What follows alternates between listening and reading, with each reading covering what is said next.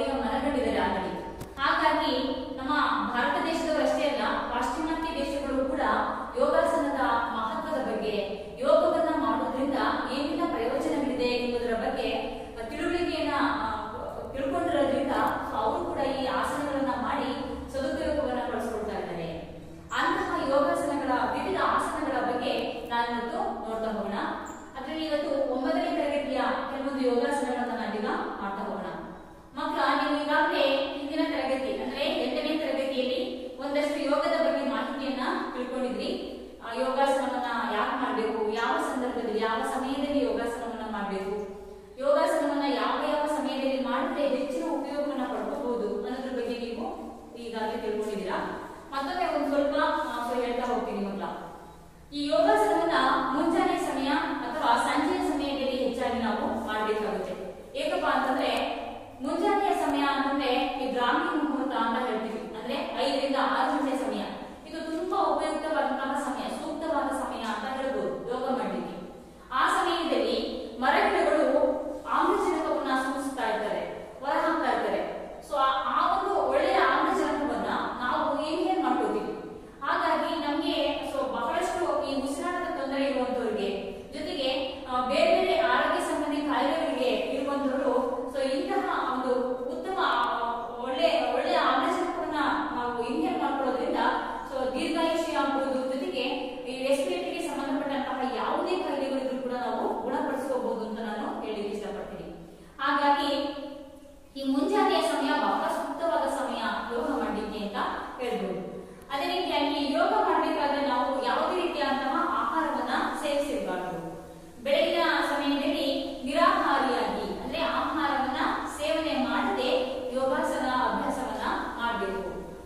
ಯಾಕಪ್ಪ ಅಂತಂದ್ರೆ ನಾವು ಊಟ ತಿಂಡಿ ಏನಾದ್ರೂ ಮಾಡ್ಕೊಂಡು ಅಥವಾ ಸ್ನಾಕ್ಸ್ ಏನಾದ್ರೂ ತಿನ್ಕೊಂಡು ಯೋಗ ಮಾಡೋದ್ರಿಂದ ನಾವು ಮುಂದೆ ಬಾಗಿ ಹಿಂದೆ ಬಾಗಿ ಎಲ್ಲ ಯೋಗ ಮಾಡಬೇಕಾಗುತ್ತೆ. ಆಗ ಬೇರೆ ರೀತಿಯ ತೊಂದರೆಗಳು, ಡೈಜೆಷನ್ಗೆ ಬೇರೆ ಬೇರೆ ತೊಂದರೆಗಳು ಉಂಟಾಗುತ್ತೆ. ಹಾಗಾಗಿ ನಿರಾಹಾರಿಯಾಗಿ ನಾವು ಯೋಗಾಸನವನ್ನ ಮಾಡಬೇಕು. ನಾವು ನಿತ್ಯ ಕರ್ಮಗಳನ್ನ ಮುಗಿಸಿರ್ಬೇಕು. ಬೆಳಗ್ಗೆ ಎದ್ದು ನಾವೇ ನಿತ್ಯ ಕರ್ಮಗಳನ್ನ ಮಾಡ್ತಿದ್ವೋ ಅವೆಲ್ಲ ಮುಗಿಸ್ಕೊಂಡು ಬೇಕಂದ್ರೆ ಒಂದು ಲೋಟ ನೀರನ್ನ ಕುಡಿದು ನಾವು ಕಡಿಮೆ ವಸ್ತ್ರವನ್ನ ಧರಿಸಿ, ಲೂಸ್ ಆಗಿರುವಂತದ್ದು ಅಥವಾ ಟೈಟ್ ಆಗಿರುವಂತಹ ಬಟ್ಟೆಗಳನ್ನ ಧರಿಸಬಾರ್ದು. ತುಂಬಾ ಸಡಿಲವಾದಂತಹ ಕಡಿಮೆ, ಸಾಧ್ಯವಾದಷ್ಟು ಕಡಿಮೆ ಬಟ್ಟೆಗಳನ್ನ ಹಾಕಿ ಯೋಗಾಸನ ಅಭ್ಯಾಸಗಳನ್ನ ಮಾಡಬೇಕು. ಈ ಯೋಗಾಸನ ಅಭ್ಯಾಸವನ್ನ ಮಾಡುವಾಗ ನಾವು ಉಸಿರಾಟದ ಕಡೆಗೆ ಗಮನವನ್ನ ಕೊಡ್ಬೇಕು ಮಕ್ಕಳ. ಈ ವ್ಯಾಯಾಮವನ್ನ ಮಾಡುವಾಗ, ಎಕ್ಸರ್ಸೈಸ್ ಮಾಡುವಾಗ ನಾವು ಬಲವಂತವಾಗಿ ಫೋರ್ಸಬಲಿ ನಾವು ಇಷ್ಟು ಮೀಟರ್ ಓಡಲೇಬೇಕು, ಇಷ್ಟು ಮೀಟರ್ ನಾವು ವಾಕ್ ಮಾಡಬೇಕು, ಅಥವಾ ಇಷ್ಟು ಹೊತ್ತು ನಾವು ಜಾಗ್ ಮಾಡಬೇಕು, ಈ ತರ ನಾವು ಒಂದು ಟೈಮ್ ಅನ್ನ ಫಿಕ್ಸ್ ಮಾಡ್ಕೊಂಡು ಮಾಡ್ತೀವಿ ನಮ್ಮ ಫಿಟ್ನೆಸ್ ಅನ್ನ ಕಾಯ್ದಿರಿಸಿಕೊಳ್ಳಿಕ್ಕೆ. ಆದ್ರೆ ಯೋಗ ಹಾಗೆ ಆಗೋದಿಲ್ಲ. ಇಲ್ಲಿ ನಾವು ಉಸಿರಾಟದ ಕಡೆಗೆ ಗಮನವನ್ನ ಕೊಡ್ಬೇಕು. ನಿಧಾನವಾಗಿ, ಸಾವಕಾಶವಾಗಿ ನಾವು ಯೋಗಾಸನವನ್ನ ಮಾಡಬೇಕು. ಇಂತಹ ಒಂದು ಅಂಶಗಳನ್ನ ಗಮನದಲ್ಲಿಟ್ಟುಕೊಂಡು ಮುಂಜಾನೆಯ ಸಮಯದಲ್ಲಿ ನಾವು ಯೋಗಾಸನ ಮಾಡೋದ್ರಿಂದ ಉತ್ತಮ ಆರೋಗ್ಯವನ್ನ ಪಡಿಬಹುದು. ಇನ್ನು ಸಂಜೆಯ ಸಮಯದಲ್ಲಿ ನಾವು ಈಗಾಗಲೇ ಬೆಳಗ್ಗೆ ಮಧ್ಯಾಹ್ನ ಊಟ ತಿಂಡಿ ಮಾಡಿರ್ತೀವಿ. ಸಂಜೆಯ ಸಮಯ ಒಂದು ಟಿಫಿನ್ ಅಥವಾ ಬ್ರೇಕ್ಫಾಸ್ಟ್ ಆದ ನಂತರ ಡಿನ್ನರ್ ಎಲ್ಲ ಮಾಡ್ಕೊಂಡ್ಮೇಲೆ, ಲಂಚ್ ಎಲ್ಲ ಮಾಡ್ಕೊಂಡ್ಮೇಲೆ ನಾವು ಒಂದು 3-4 ಅವರ್ಸ್ ಅಥವಾ 2-3 ಅವರ್ಸ್ ಆದ್ರೂ ಕಳೆದಿರ್ಬೇಕು. ಆಗ ಫುಡ್ ಎಲ್ಲ ಒಂದಷ್ಟು ಮುಖಾಲ್ ಭಾಗ ಡೈಜೆಷನ್ ಆಗಿರುತ್ತೆ. ಅಂತಹ ಸಮಯದಲ್ಲಿ ಸಹ ನಾವು ಕೆಲವೊಂದು ವ್ಯಾಯಾಮಗಳನ್ನು, ಯೋಗಗಳನ್ನ ಮಾಡಬಹುದು. ಆದ್ರೆ ನಾನು ಹೆಚ್ಚಿನ ಅಂಶ ಹೇಳುವಂತದ್ದು ನಿಮಗೆ ಮುಂಜಾನೆಯ ಸಮಯ ತುಂಬಾ ಸೂಕ್ತವಾದಂತಹ ಸಮಯ ಅಂತ ನಾನು ಹೇಳಿಕ್ಕೆ ಇಷ್ಟಪಡ್ತೀನಿ ಮಕ್ಕಳ. ಇಂತಹ ಸಮಯದಲ್ಲಿ ಮಾಡಿದ್ರೆ ಉತ್ತಮ ಆರೋಗ್ಯವನ್ನ ಪಡ್ಕೋಬಹುದು ಅಂತ ಹೇಳ್ಬಹುದು. ಓಕೆ ಮಕ್ಕಳ, ನಾವೀಗ 9ನೇ ತರಗತಿಯ ಕೆಲವೊಂದು ಆಸನಗಳ ಬಗ್ಗೆ ನೋಡ್ತಾ ಹೋಗೋಣ. ಮಕ್ಕಳು ಇದ್ದಾರೆ, ಮಾಡ್ತಾರೆ, ಅವರು ನಾನು ಎಕ್ಸ್ಪ್ಲೇನ್ ಮಾಡ್ತಾ ಹೋಗ್ತೀನಿ. ಓಕೆ ಮಕ್ಕಳ, ಯೋಗಾಸನದಲ್ಲಿ 3 ವಿಧ: ಕುಳಿತು ಮಾಡುವ ಆಸನ, ನಿಂತು ಮಾಡುವ ಆಸನ ಮತ್ತು ಮಲಗಿ ಮಾಡುವ ಆಸನ. ಈ 3 ವಿಧಗಳಿದೆ. ಮೊದಲನೇದಾಗಿ ನಾವು ನಿಂತು ಮಾಡುವಂತಹ ಆಸನಗಳನ್ನ ಮಾಡ್ತಾ ಹೋಗೋಣ. ಮೊದಲನೇದು ಈ 9ನೇ ತರಗತಿಯ ಮೊದಲ ನಿಂತು ಮಾಡುವ ಆಸನ ಹಸ್ತಪಾದ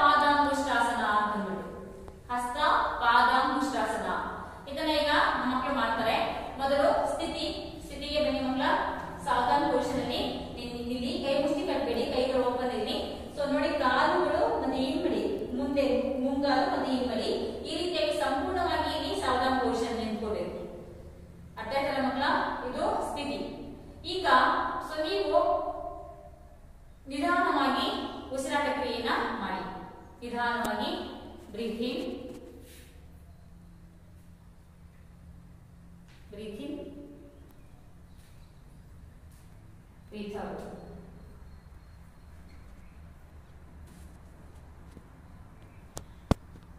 ಓಕೆ, ಇದು ಒಂದು ಸ್ಥಿತಿ ಒಂದು. ಈಗ 2 ಎರಡನೇ ಸ್ಥಿತಿ. ಸೊ ಸ್ವಲ್ಪ ಕಾಲುಗಳನ್ನ ಒಂದಿಷ್ಟು ದೂರ ಅಷ್ಟೇನೆ, ಸೊ ಒಂದು ಅರ್ಧ ಅಡಿಯಷ್ಟು ಪಕ್ಕಕ್ಕೆ ಚಾಚ್ಕೊಳ್ಳಿ, ಇಟ್ಕೊಳ್ಳಿ. ಓಕೆ, ಕೈಗಳನ್ನ ನೇರವಾಗಿ ನಿಮ್ಮ ಭುಜದ ನೇರಕ್ಕೆ ಎರಡು ಕೈಗಳನ್ನ ಚಾಚಿ, ಭುಜದ ನೇರಕ್ಕೆ ನೀಟಾಗಿ ನೇರವಾಗಿ ಇರಬೇಕು. ಈ ಬೆರಳುಗಳು ಸೊ ಏನು ನೀಟಾಗಿ ಕೂಡಿಸಿರ್ಬೇಕು. ಇಲ್ಲಿ ಸಹ ಸಹಜ ಉಸಿರಾಟವನ್ನ ಮಾಡಿ ನಿಧಾನವಾಗಿ ಬ್ರೀತ್ ಇನ್, ಬ್ರೀತ್ ಔಟ್. ಉಸಿರನ್ನ ಬಿಗಿ ಹಿಡಿಬೇಡಿ ಮಕ್ಕಳ, ನಿಧಾನವಾಗಿ ಉಸಿರಾಟ ಕ್ರಿಯೆಯನ್ನ ಮಾಡಿ. ಇದು ಸೆಕೆಂಡ್ ಸ್ಟೇಜ್. ಇಲ್ಲಿ ನೋಡಿ, ಕೈಗಳನ್ನ ತಮ್ಮ ಭುಜದ ನೇರದಲ್ಲಿ ಹಿಂದೆ ಸ್ಟ್ರೈಟ್ ಆಗಿ ಪಕ್ಕಕ್ಕೆ ಚಾಚಿದರೆ, ಬದಿಗಳಿಗೆ ಚಾಚಿದರೆ, ಹಸ್ತಗಳು ನೆಲಕ್ಕೆ ಅಭಿಮುಖವಾಗಿವೆ. ಈ ರೀತಿಯಾಗಿ ನಿಂತ್ಕೊಳ್ಳೋದು ಎರಡನೇ ಸ್ಥಿತಿ. ಹಸ್ತಪಾದಾಂಗುಷ್ಟಾಸನದ ಎರಡನೇ ಸ್ಥಿತಿ. ಓಕೆ, ಮೂರನೇ ಸ್ಥಿತಿ ಬಂದು ಹಾಗೇನೆ ಬ್ರೀತಿಂಗ್ ಮಾಡ್ಕೊಳ್ತಾ, ಉಸಿರನ್ನ ತಗೊಳ್ತಾ, ಉಸಿರನ್ನ ಇನ್ಹೇಲ್ ಮಾಡ್ಕೊಳ್ತಾ ಕೈಗಳನ್ನ ನೇರಕ್ಕೆ ಚಾಚಿ. ಕೈಗಳು ಮುಂಭಾಗಕ್ಕಿರಲಿ, ಹಸ್ತಗಳು ಮುಂಭಾಗಕ್ಕಿರಲಿ. ಅರ್ಥ ಆಯ್ತಲ್ವಾ? ಸೊ ಇಲ್ಲಿ ನೋಡಿ, ನೀಟಾಗಿ ನೇರವಾಗಿ ಇಲ್ಲಿ ಈಗೆಲ್ಲ ಇರಬಾರ್ದು, ಹಿಂದೆ ಹೋಗ್ಬಾರ್ದು, ನೀಟಾಗಿ ಸೊ ತಲೆಯನ್ನ ಸ್ಟ್ರೇಟ್ ಮಾಡಪ್ಪ. ಓಕೆ, ಸೊ ಈ ರೀತಿಯಾಗಿ ನಿಮ್ಮ ಕಿವಿಗಳಿಗೆ ನಿಮ್ಮ ಕೈಗಳು ಹತ್ತಿರಲಿ, ಆಗ ನಿಮಗೆ ಗೊತ್ತಾಗ್ತದೆ. ಓಕೆ, ಇದು ಹಸ್ತಪಾದಾಂಗುಷ್ಟಾಸನ ಆಸನದ ಮೂರನೆಯ ಸ್ಥಿತಿ. ಉಸಿರನ್ನ ಇನ್ಹೇಲ್ ಮಾಡ್ತಾ ಇದ್ದೀರಾ, ತಗೊಳ್ತಾ ಇದ್ದೀರಾ, ಪೂರಕ ಮಾಡ್ತಾ ಇದ್ದೀರಾ. ಈಗ ರೇಚಕವನ್ನ ಮಾಡ್ತಾ ಸೊ ಏನ್ ಮಾಡಿ, ಹಸ್ತಗಳನ್ನ ಪಾದಗಳಿಗೆ ಮುಟ್ಟಿಸಿ. ರೇಚಕ ಕಂಪ್ಲೀಟ್ ರೇಚಕ ಮಾಡಿ ಮಕ್ಕಳ. ಉಸಿರನ್ನ ಹೊರ ಹಾಕಿ ನಿಧಾನವಾಗಿ ಬಾಗಿ ಹಸ್ತಗಳಿಗೆ ಪಾದಗಳನ್ನ ಮುಟ್ಟಿಸಬೇಕು. ತಲೆಯನ್ನ ಸ್ವಲ್ಪ ಮೇಲಿರಬೇಕು, ಸ್ವಲ್ಪ ಮೇಲೆ, ಇಷ್ಟೇ. ಕಾಲನ್ನ ಮುಟ್ಟಿಸ್ಲಿಕ್ಕೆ ಟ್ರೈ ಮಾಡಿ ಮಕ್ಕಳ, ಒಂದೇ ದಿನಕ್ಕೆ ಬರೋದಿಲ್ಲ. ನೀವು ಬೆಂಡ್ ಆಗ್ತಾ ಆಗ್ತಾ ಪ್ರತಿನಿತ್ಯ ಅಭ್ಯಾಸವನ್ನ ಮಾಡ್ತಾ ಇದ್ದು ಯೋಗಾಸನ ಬರುತ್ತದೆ. ಸೊ ನೀಯನ್ನ ಬೆಂಡ್ ಮಾಡಬೇಡಿ, ಮೊಣಕಾಲುಗಳು ಬೆಂಡ್ ಆಗಬಾರ್ದು, ಸ್ಟ್ರೇಟ್ ಆಗಿರ್ಬೇಕು. ಸೊ ಹಾಗೆಯೇ ಮುಟ್ಟಿಸ್ಲಿಕ್ಕೆ ಎಷ್ಟಾಗುತ್ತೋ ಅಷ್ಟು ಮುಟ್ಟಿಸ್ಲಿಕ್ಕೆ ಪ್ರಯತ್ನವನ್ನ ಪಡಿ. ಓಕೆ, ಇದು ಹಸ್ತಪಾದಾಂಗುಷ್ಟಾಸನದ ನಾಲ್ಕನೇ ಸ್ಥಿತಿ. ಉಸಿರನ್ನ ಕಂಪ್ಲೀಟ್ ಹೊರ ಹಾಕಿದ್ದಾರೆ. ಈಗ ಇನ್ನು ಫುಲ್ ಉಸಿರನ್ನ ಹೊರ ಹಾಕಿ ಹೋಲ್ಡ್ ಮಾಡಿ. ಸೊ ಕೈಗಳು ಹಿಂದಕ್ಕೆ ಹೋಗಿ, ಹಿಂದಕ್ಕೆ ಹೋಗಿ. ಓಕೆ, ಇಲ್ಲ ಇದಕ್ಕೆ ನೋಡಿ, ಮೊಣಕೈಗಳು ಸ್ವಲ್ಪ ಬೆಂಡ್ ಆಗಿ ಹಸ್ತಗಳನ್ನ ಕಂಪ್ಲೀಟ್ ಆಗಿ ನೆಲಕ್ಕೆ ಊರ್ಬೇಕು. ನೋಡಿ, ಹಸ್ತಗಳನ್ನ ಕಂಪ್ಲೀಟ್ ಆಗಿ ನೆಲಕ್ಕೆ ಊರ್ಬೇಕು. ಊರ್ಲಿಕ್ಕೆ ಪ್ರಯತ್ನ ಮಾಡಿ. ಇದು 5ನೇ ಸ್ಥಿತಿ. ಇದು ಲಾಸ್ಟ್ ಸ್ಥಿತಿ ಬಂದು. ಅರ್ಥ ಆಯ್ತಲ್ವಾ? ಹಸ್ತಪಾದಾಂಗುಷ್ಟಾಸನದ ಲಾಸ್ಟ್ ಸ್ಥಿತಿ. ಮತ್ತೆ ವಾಪಸ್ ಬನ್ನಿ, ಕೈಗಳನ್ನ ಮೇಲೆ ತಗೊಂಡೋಗಿ ಬ್ರೀತ್ ಇನ್ ಮಾಡಿ, ಬ್ರೀತ್ ಇನ್, ಪಕ್ಕಕ್ಕೆ ತಗೊಂಡು ಬನ್ನಿ, ನಿಧಾನವಾಗಿ ಬ್ರೀತ್ ಔಟ್ ಮಾಡಿ, ಬ್ರೀತ್ ಔಟ್ ಮಾಡ್ತಾ ಸೊ ಸಹಜ ಸ್ಥಿತಿಗೆ ಮರಳಿ. ಯೋಗಾಸನದಲ್ಲಿ ಈ ಹಂತಗಳನ್ನ ಫಾಲೋ ಮಾಡಬೇಕು, ಆಗ ಮಾತ್ರ ನೀವು ಉಸಿರಾಟದ ಕ್ರಿಯೆಗಳಿಗೆ ಗಮನವನ್ನ ಕೊಡ್ಲಿಕ್ಕೆ ಸಾಧ್ಯ. ನಿಧಾನವಾಗಿ ಮಾಡೋದ್ರಿಂದ ಯೋಗಾಸನಗಳಿಂದ ಆಸನಗಳಿಂದ ಉಪಯೋಗವನ್ನ ಪಡ್ಕೋಬಹುದು. ಇದು ಹಸ್ತ ಪಾದಾಂಗುಷ್ಟಾಸನ. ಈಗ ಎರಡನೇ ಒಂದು ಆಸನವನ್ನ ನೋಡ್ತಾ ಹೋಗೋಣ. ಎರಡನೇ ಒಂದು ಆಸನ ಉತ್ತಾನಾಸನ ಅಂತ ಅಂದ್ಬಿಟ್ಟಿದೆ. ಇದರ ಹೆಸರು ಉತ್ತಾನಾಸನ ಅಂತ. ಇದು ಸಹ ಸೇಮ್ ಹಸ್ತಪಾದಾಂಗುಷ್ಟಾಸನ ತರನೇ ಬರುತ್ತೆ. ಇನ್ನು ಸ್ವಲ್ಪ ಜಾಸ್ತಿಯಾಗಿ ಬೆಂಡಿಂಗ್ ಇರುತ್ತೆ ಇದರಲ್ಲಿ. ಓಕೆ, ಇದನ್ನ ಹೇಗ್ ಮಾಡೋದು ನೋಡೋಣ ಹಾಗಾದ್ರೆ. ಈಗ ಇದು ಸಹ ಸ್ಥಿತಿಗೆ ಬನ್ನಿ ಮಕ್ಕಳ. ಕಾಲುಗಳನ್ನ ಕೂಡಿಸಿ, ಬೆರಳನ್ನ ಕೂಡಿಸಿ, ಹಿಮ್ಮಡಿಯನ್ನು ಸಹ ಕೂಡಿಸಿ, ಕೈಗಳು ದೇಹಕ್ಕೆ ಹತ್ಕೊಂಡಿರ್ಲಿ. ಸಹಜ ಉಸಿರಾಟವನ್ನ ಮಾಡಿ.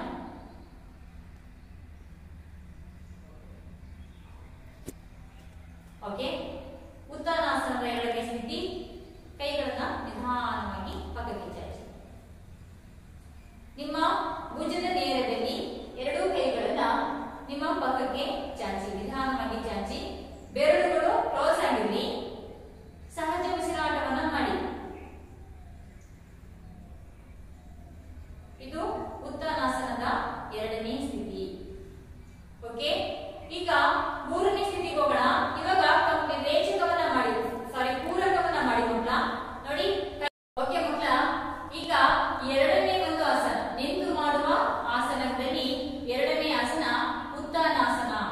ಇದ್ರ ಹೆಸರು.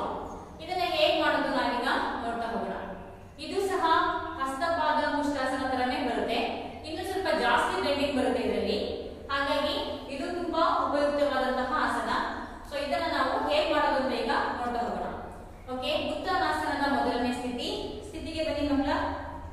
ಸೊ ಕಾಲುಗಳನ್ನ ಬೆರಳು ಮತ್ತೆ ಹಿಮ್ಮಡಿಯನ್ನ ಕೂಡಿಸಿ ನೀಟಾಗಿ ಸ್ಟ್ರೈಟ್ ಆಗಿ ನಿಂತ್ಕೊಳ್ಳಿ. ಕೈಗಳು ನಿಮ್ಮ ತೊಡೆಗೆ ಹತ್ತಿರಲಿ.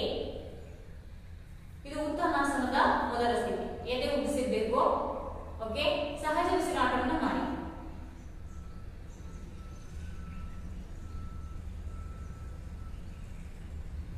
ಓಕೆ, ಉತ್ಥಾನಾಸನದ ಎರಡನೇ ಸ್ಥಿತಿ. ನಿಧಾನವಾಗಿ ಕೈಗಳನ್ನ ಉಸಿರಾಟವನ್ನ ಮಾಡ್ತಾ ಉಸಿರನ್ನ ತಗೊಳ್ತಾ ಕೈಗಳನ್ನ ಪಕ್ಕಕ್ಕೆ ಚಾಚಿ. ನಿಮ್ಮ ಭುಜದ ನೇರದಲ್ಲಿ ಕೈಗಳನ್ನ, ಎರಡೂ ಕೈಗಳನ್ನ ಭುಜದ ನೇರದಲ್ಲಿ ಸ್ಟ್ರೈಟ್ ಆಗಿ ನೇರವಾಗಿ ಮುಂದೆ ಪಕ್ಕ ಚಾಚಿ. ಇದು ಉತ್ಥಾನಾಸನದ ಎರಡನೇ ಸ್ಥಿತಿ. ಇಲ್ಲಿ ಸಹ ಸಹಜ ಉಸಿರಾಟ ಕ್ರಿಯೆಯನ್ನ ಮಾಡಿ ಮಕ್ಕಳ.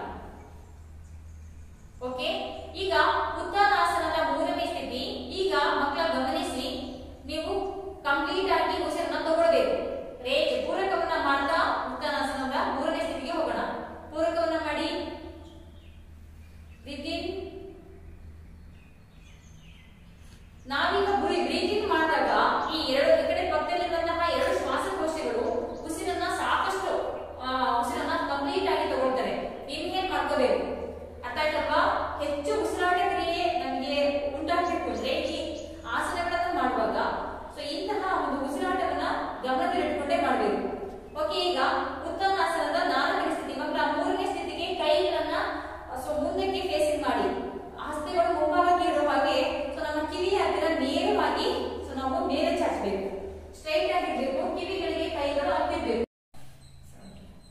ಓಕೆ ಮಕ್ಕಳ, ಈಗ ಉತ್ಥಾನಾಸನದ ಒಂದು ಸ್ಥಿತಿಯನ್ನ ಮಾಡ್ತಾ ಇದ್ವಿ ನಾವು. ಸೊ ಮೊದಲನೇ ಸ್ಥಿತಿ, ನಿಂತ್ಕೊಳ್ಳಿ. ತಡಾಸನದಲ್ಲಿ ನಿಂತ್ಕೋಬೇಕು. ಕಾಲುಗಳನ್ನ ಕೂಡಿಸಿರ್ಬೇಕು. ಸೊ ಬೆರಳುಗಳು ಮತ್ತೆ ಹಿಮ್ಮಡಿ ಒಂದಕ್ಕೊಂದು ಹತ್ತಿರ್ಬೇಕು. ಕೈಗಳನ್ನ ಪಕ್ಕಕ್ಕೆ ಚಾಚಿಕೊಂಡು ಸಹಜ ಉಸಿರಾಟವನ್ನ ಮಾಡಬೇಕು. ಓಕೆ, ಇಲ್ಲಿ ಯಾವುದೇ ರೀತಿಯಾದಂತಹ ಮೂವ್ಮೆಂಟ್ ಮಾಡಬಾರ್ದು. ನಿಧಾನವಾಗಿ ಉಸಿರಾಟ ಕ್ರಿಯೆಯನ್ನ ಮಾಡಿ ಮಕ್ಕಳ. ಓಕೆ, ಈಗ ಉತ್ಥಾನಾಸನದ ಎರಡನೇ ಸ್ಥಿತಿ. ನಿಧಾನವಾಗಿ ಬ್ರೀತಿಂಗ್ ಅನ್ನ ಮಾಡ್ತಾ ಎರಡು ಕೈಗಳನ್ನ ನಿಮ್ಮ ಭುಜದ ನೇರದಲ್ಲಿ ಪಕ್ಕಕ್ಕೆ ಚಾಚಿ. ಭುಜದ ನೇರದಲ್ಲಿ ಪಕ್ಕಕ್ಕೆ ಚಾಚಬೇಕು. ಇವಾಗ ಶ್ವಾಸಕೋಶಗಳು ಇಗೋದ್ರಿಂದ ನಾವು ಪೂರಕವನ್ನ ಮಾಡಬೇಕು. ಕೈಗಳು ನೇರವಾಗಿರಲಿ, ಬೆರಳುಗಳನ್ನ ಕೂಡಿಸಿ. ಓಕೆ, ಇದು ಉತ್ಥಾನಾಸನದ ಎರಡನೇ ಸ್ಥಿತಿ. ಈಗ ಉತ್ಥಾನಾಸನದ ಮೂರನೇ ಸ್ಥಿತಿಗೆ ಹೋಗೋಣ. ಇಲ್ಲಿ ಕಂಪ್ಲೀಟ್ ಪೂರಕವನ್ನ ನಾವು ಮಾಡೋಣ. ಪೂರ್ತಿ ಪೂರಕವನ್ನ ಮಾಡಿ ಮಕ್ಕಳ. ಉಸಿರನ್ನ ಫುಲ್ ಪೂರಕ ಮಾಡಿ. ನಮ್ಮ ಕೈಗಳು ಹಿಂದೆ ಮತ್ತೆ ಮೇಲೆ ಹೋಗುವಾಗ ನಾವು ಯಾವಾಗಲೂ ಕೂಡ ಇನ್ಹೇಲ್ ಅನ್ನ ಮಾಡಬೇಕಾಗುತ್ತೆ. ಇಲ್ಲಿ ಕಿವಿಗಳಿಗೆ ಕೈಗಳು ಟಚ್ ಆಗಿರ್ಲಿ. ಕೈಗಳು ಸೊ ಮುಂದಕ್ಕೆ ಫೇಸಿಂಗ್ ಆಗಿ, ಹಸ್ತಗಳು ಮುಂದಗಡೆ ಇರಲಿ. ಸೊ ನೆಕ್ಸ್ಟ್ ಕೈಗಳು ನೇರವಾಗಿರಲಿ.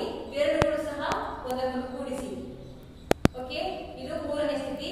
ನಾಲ್ಕನೇ ಸ್ಥಿತಿಗೆ ಕಂಪ್ಲೀಟ್ ಆಗಿ ರೇಚಕವನ್ನ ಮಾಡ್ತಾ ಉಸಿರನ್ನ ಹೊರ ಹಾಕ್ತಾ ನಿಧಾನವಾಗಿ ಕೈಗಳನ್ನ ನಿಮ್ಮ ಪಾದದ ಹತ್ತಿರ ತಗೊಂಡೋಗಿ, ಕೈಗಳನ್ನ ಕಂಪ್ಲೀಟ್ ಆಗಿ ಪಾದದ ಹತ್ರ ತಗೊಂಡೋಗಿದ್ರಲ್ವಾ, ಇಲ್ಲಿ ಕಂಪ್ಲೀಟ್ ಆಗಿ ನೀವು ರೇಚಕವನ್ನ ಮಾಡಬೇಕು. ಇದು ಉತ್ಥಾನಾಸನದ ನಾಲ್ಕನೇ ಸ್ಥಿತಿ. ಈಗ ಮಕ್ಕಳ ಉಸಿರನ್ನ ಕುಂಭಕವನ್ನ ಮಾಡ್ತಾ ಉಸಿರನ್ನ ಹಿಡಿತಾ ಕೈಗಳನ್ನ ಹಿಂದೆ ತಗೊಂಡೋಗಿ ಮೊಣಕಾಲನ್ನ ಮಡಿಸಬೇಡಿ. ಹಣೆಯನ್ನ ಸಾಧ್ಯವಾದರೆ ಮೊಣಕಾಲಿಗೆ ಮುಟ್ಟಿಸಲಿಕ್ಕೆ ಪ್ರಯತ್ನ ಪಡಿ. ಹಣೆಯನ್ನ ಸಾಧ್ಯವಾದರೆ ಮೊಣಕಾಲಿಗೆ ಮುಟ್ಟಿಸಲಿಕ್ಕೆ ಪ್ರಯತ್ನ ಪಡಿ.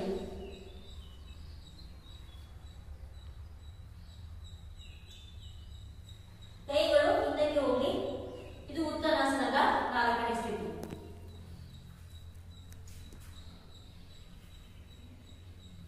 ಓಕೆ, ವಾಪಸ್ ಬನ್ನಿ ಮಕ್ಕಳ. ನಿಧಾನವಾಗಿ ಕೈಗಳನ್ನು ಮೇಲೆತ್ತಿ.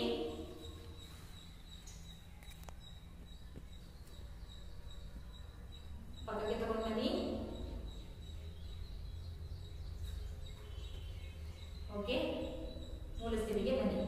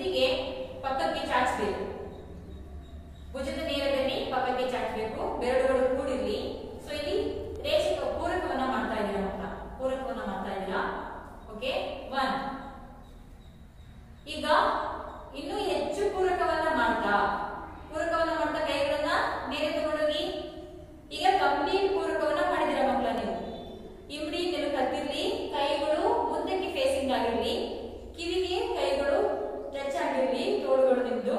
ಸೊ ಜೊತೆಗೆ ನೇರವಾಗಿ ಸೊ ಕೈಗಳು ತಲೆಯ ಮೇಲೆ ಉತ್ತಾನ ಆಗಿದೆ ಅಂದ್ರೆ ಮೇಲೆ ಎತ್ತಿದ್ವಿ ನಾವು, ಹಸ್ತ ಉತ್ತಾನ. ಓಕೆ, ಈ ರೀತಿಯಾಗಿ ನಾವು ಮಾಡಬೇಕು. ಓಕೆ, ಎರಡನೇ ಸ್ಥಿತಿ. ಅಗೇನ್ ಮೂರನೇ ಸ್ಥಿತಿಗೆ ಉಸಿರನ್ನ ರೇಚಕ ಮಾಡ್ತಾ ಬಿಡ್ತಾ ನಿಧಾನವಾಗಿ ಕೈಗಳನ್ನ ಪಕ್ಕಕ್ಕೆ ತನ್ನಿ. ಉಸಿರನ್ನ ಬಿಡ್ತಾ ಇದ್ದೀರಾ, ರೇಚಕವನ್ನ ಮಾಡ್ತಾ ಕೈಗಳನ್ನ ಪಕ್ಕಕ್ಕೆ ತಗೊಂಡು ಬನ್ನಿ. ಇದು ಮೂರನೇ ಸ್ಥಿತಿ. ಓಕೆ, ಈಗ ನಾಲ್ಕನೇ ಸ್ಥಿತಿಗೆ ನಾವು ಪುನಃ ಸೊ ಮೊದಲನೇ ಸ್ಥಿತಿಗೆ ಬರ್ತೀವಿ. ನಾವು ಇದನ್ನ 1 ಅಂತ ತಿಳ್ಕೋಬಹುದು, ಇಲ್ಲ 1 5 ಅಂತ ತಿಳ್ಕೋಬಹುದು, ಇಲ್ಲ ಅಥವಾ ಇದು 4ನೇ ಸ್ಥಿತಿ ಅಂತ ಕೂಡ ನಾವು ತಿಳ್ಕೋಬಹುದು. ಈಗ ಸಹಜ ಸ್ಥಿತಿಗೆ ಬನ್ನಿ. ಓಕೆ, ನಿಧಾನವಾಗಿ ಉಸಿರಾಟ ಕ್ರಿಯೆಯನ್ನ ಮಾಡಿ. ಇದು ಹಸ್ತ ಉತ್ತಾನಾಸನ. ಇನ್ನೊಮ್ಮೆ ಮಾಡೋಣ ಮಕ್ಕಳ. ಓಕೆ, ಸ್ಥಿತಿ ಫಸ್ಟ್ ತಾಳಾಸನದಲ್ಲಿ ನಿಂತ್ಕೊಳ್ಳಿ. 1 2 ಪೂರಕ ಮಾಡ್ತಾ ಇದ್ದೀರಾ, 3 ಕಂಪ್ಲೀಟ್ ಪೂರಕ ಮಾಡಿ, 4 ನಿಧಾನವಾಗಿ ಪಕ್ಕಕ್ಕೆ ತಗೊಂಡು ಬನ್ನಿ ಕೈಗಳನ್ನ, 5 ಈಗ ಸಹಜ ಉಸಿರಾಟ ಕ್ರಿಯೆಯನ್ನ ಮಾಡಿ. ಇದು ಹಸ್ತ ಉತ್ತಾನಾಸನ. ಓಕೆ ಓಕೆ ಮಕ್ಕಳ, ಮುಂದಿನ ಒಂದು ಆಸನವನ್ನ ಈಗ ನಾವು ನೋಡ್ತಾ ಹೋಗೋಣ. ಓಕೆ ಮಕ್ಕಳ, ನಿಂತು ಮಾಡುವ ಆಸನದಲ್ಲಿ 4ನೇ ಆಸನ ಉತ್ತಿತ ಏಕಪಾದ ಬದ್ಧ ಪದ್ಮಾಸನ. ಇದನ್ನ ನಾವೀಗ ಹೇಗೆ ಮಾಡೋದು ಅಂತ ನೋಡೋಣ. ಉತ್ತಿತ ಏಕಪಾದ ಬದ್ಧ ಪದ್ಮಾಸನ, ಇದು 2 ಸೈಡಿಗೆ ಮಾಡಬೇಕು, ಒಂದು ಬಲಗಾಲಿಂದ ಮತ್ತೊಂದು ಎಡಗಾಲಿಂದ. ಓಕೆ, ಸ್ಥಿತಿ ಸಮತಲ ಸ್ಥಿತಿಗೆ ಬನ್ನಿ. ಕಾಲುಗಳನ್ನ ಎರಡೂ ಕಾಲುಗಳನ್ನ ನೀಟಾಗಿ ತಾಳಾಸನದಲ್ಲಿ ನಿಂತ್ಕೊಳ್ಳಿ. ಇದು ಸ್ಥಿತಿ 1. ಸಹಜ ಉಸಿರಾಟವನ್ನ ಮಾಡಿ. ಓಕೆ, ಸ್ಥಿತಿ 2 ಬಲಗಾಲನ್ನ ತೆಗೆದು ಎಡಗಡೆಯ ಮೇಲೆ ಸೊ ಇಟ್ಕೊಳ್ಳಿ. ಇದು ಸ್ಥಿತಿ 2. ಈ ಕಾಲನ್ನ ಮಡಿಸಿ ಪಾದವನ್ನ ಅಷ್ಟಕ್ಕೆ ತಗೊಳ್ಳೋ ಹಾಗೆ ಸೊ ಹೀಗೆ ಇಟ್ಕೊಳ್ಳುವಂಥದ್ದು ಸ್ಥಿತಿ 2. ಓಕೆ, ಈಗ ನೀವು ಕೈಯನ್ನ ಬಲಗೈಯನ್ನ ಸುತ್ತಿಸಿ ಈ ಕಾಲನ್ನ ಬಲಗಾಲಿನ ಬೆರಳನ್ನ ಎಬ್ಬೆರಳನ್ನ ಇಟ್ಕೊಳ್ಳಿ. ಬಲಗೈಯನ್ನ ಸುತ್ತಿಸಿ ಬಲಗಾಲಿನ ಬೆರಳನ್ನ ಇಟ್ಕೊಳ್ಳಿ. ಸ್ಥಿತಿ 3 ಸಹಜ ಉಸಿರಾಟವನ್ನ ಮಾಡಬಹುದು. ಓಕೆ ಮಕ್ಕಳ, ಈಗ ನೀವು ಎಡಗೈಯನ್ನ ನಿಮ್ಮ ಕಿವಿಯ ನೇರದಲ್ಲಿ ಮುಂದೆ ಚಾಚಿ, ಮೇಲೆ ಚಾಚಿ, ಕಿವಿಯ ನೇರದಲ್ಲಿ ತಲೆಯ ಮೇಲೆ ಸ್ಟ್ರೈಟ್ ಆಗಿ ನೇರವಾಗಿ ಹಿಡಿಯಿರಿ. ಇಲ್ಲಿ ನೋಡಿ ಮಕ್ಕಳ ಮಾಡಿದರೆ ಇದು ಕೈಗಳು ನೇರವಾಗಿರ್ಲಿ. ಇದು ಈಗ ಉಸಿರನ್ನು ತಗೊಳ್ಳಿ, ಪೂರಕವನ್ನ ಮಾಡಿ. ಈಗ ರೇಚಕವನ್ನ ಮಾಡುತ್ತಾ ಕಾಲಿನ ಪಾದದ ಹತ್ತಿರ ಹಸ್ತವನ್ನ ಊರಿ, ರೇಚಕವನ್ನ ಮಾಡ್ತಾ ಕಂಪ್ಲೀಟ್ ರೇಚಕವನ್ನ ಮಾಡ್ತಾ ಪಾದದ ಹತ್ತಿರ ಹಸ್ತವನ್ನ ಊರುವಂಥದ್ದು. ಇದು ಲಾಸ್ಟ್ ಕೊನೆಯ ಸ್ಥಿತಿ. ಅರ್ಥ ಆಯ್ತಲ್ಲ ಮಕ್ಕಳ? ಓಕೆ, ಸಹಜ ಸ್ಥಿತಿಗೆ ಬನ್ನಿ, ವಾಪಸ್ ಬನ್ನಿ, ಕಾಲನ್ನ ಬಿಡಿಸಿ ಸಮತಲ ಸ್ಥಿತಿ. ಸೊ ಈಗ ಇದನ್ನ ನಾವು ಎಡಗಾಲಿನಿಂದ ಒಮ್ಮೆ ಮಾಡೋಣ. ಯಾವುದೇ ಎಕ್ಸರ್ಸೈಸ್ ಒಂದ್ ಸೈಡ್ಗೆ ಏನಾದ್ರು ಆದ್ರೆ ಅದನ್ನ ಇನ್ನೊಂದ್ ಸೈಡ್ಗೆ ನಾವು ಮಾಡ್ಬೇಕಾಗುತ್ತೆ. ಹಾಗಾಗಿ ಈಗ ಸೊ ಎಡಗಾಲಿನಿಂದ ಪ್ರಾರಂಭಿಸಿ, ಸ್ಥಿತಿ ಸಹಜ ಉಸಿರಾಟವನ್ನ ಮಾಡಿ. ಮುಷ್ಟಿ ಕಟ್ಬಾರ್ದು, ಕೈಗಳನ್ನ ಓಪನ್ ಮುಷ್ಟಿ ಕಟ್ಬೇಡಿ, ಉಸಿರನ್ನ ಬಿಗಿ ಹಿಡಿಬೇಡಿ. ಓಕೆ, ಈಗ 1 ತಾಳಾಸನ. ಓಕೆ, 2 ಎಡಗಾಲನ್ನ ತೆಗೆದು ಬಲ ಕೈ ಮೇಲೆ ಇಟ್ಕೊಳ್ಳಿ. 3 ಪೊಸಿಷನ್, ಕೈಯನ್ನ ಇಟ್ಕೊಳ್ಳಿ. ಬಲಗೈಯನ್ನ ಪಕ್ಕಕ್ಕೆ ಚಾಚಿ ನೇರವಾಗಿ, ಸೊ ಭುಜದ ನೇರದಲ್ಲಿ ಚಾಚಿ. ಓಕೆ, 4ಗೆ ನಿಧಾನವಾಗಿ ಪೂರಕವನ್ನ ಮಾಡ್ತಾ ಕೈಯನ್ನ ಕಿವಿಯ ಮೇಲೆ, ಕಿವಿಯ ಹತ್ತಿರ ತಗೊಂಡೋಗಿ ತಲೆಯ ಮೇಲೆ ನೇರವಾಗಿ ಮೇಲಕ್ಕೆ ಚಾಚಿ. ಈಗ 5ಗೆ ಸೊ ಬಗ್ಗಿ ಪಾದವನ್ನ ಮುಟ್ಲಿಕ್ಕೆ ಪ್ರಯತ್ನವನ್ನ ಮಾಡಿ. ಕಂಪ್ಲೀಟ್ ಆಗಿ ರೇಚಕವನ್ನ ಮಾಡಿ. ಈಗ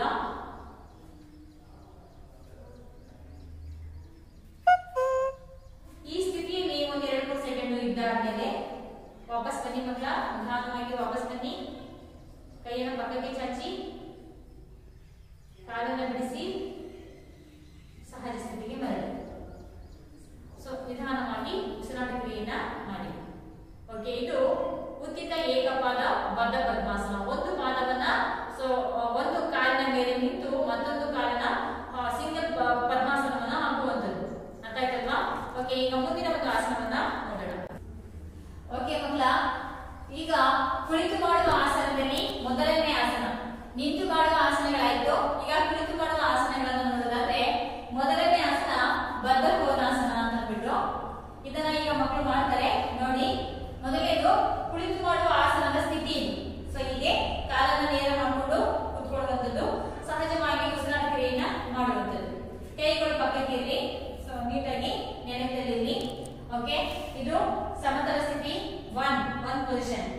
ಓಕೆ, ಈಗ ಎರಡನೇ ಒಂದು ಪೊಸಿಷನ್ ಅನ್ನು ನೋಡೋದಾದ್ರೆ 2 ಮಾಡುವ ಸ್ಥಿತಿ 2.